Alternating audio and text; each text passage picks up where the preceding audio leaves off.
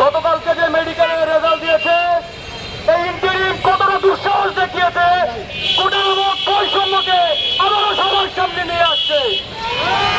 এই ইন্টারিম ভুলে গিয়েছে ছাত্র সমাজ তারা রক্ত দিয়ে ইন্টারিমকে ক্ষমতায় বসিয়েছে।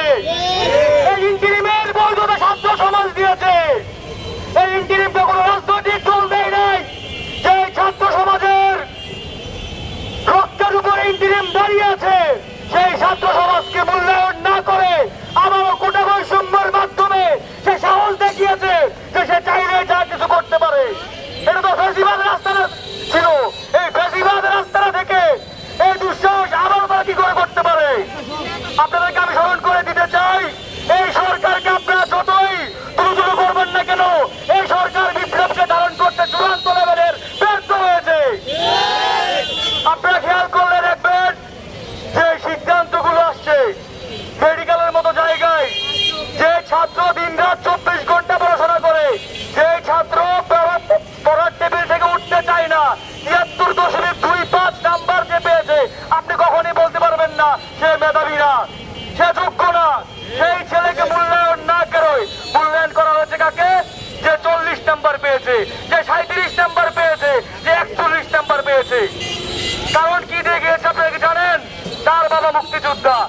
1971 সালে কোন শিশু তো মুক্তিযুদ্ধ করে নাই। একজন মুক্তিযোদ্ধার বয়স যদি 15 বছর হয়ে থাকে, আপনি খেয়াল করে দেখেন বর্তমানে তার বয়স কত হওয়া উচিত।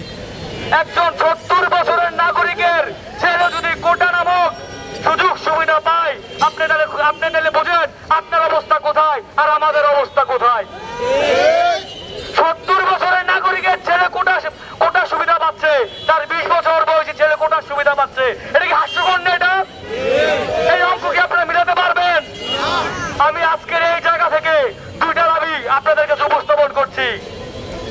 এই যে কোটা নামক যে বৈষম্য, এই বৈষম্যমূলক কোটা ভাতা বাদ দিতে হবে।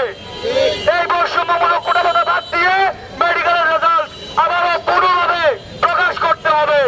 41-37 পাওয়া অযোগ্যরা কখনো ডাক্তার হতে পারে না। আজকে 41 পেয়ে যারা ডাক্তার হবে, আপনি খেয়াল করলে দেখবেন 10 বছর পরে এই অযোগ্যরাই আপনার চিকিৎসা দেবে। আপনি যখন দেখবেন সে মোবাইল খুলে চিকিৎসা নামক বই পড়ছে, আপনাকে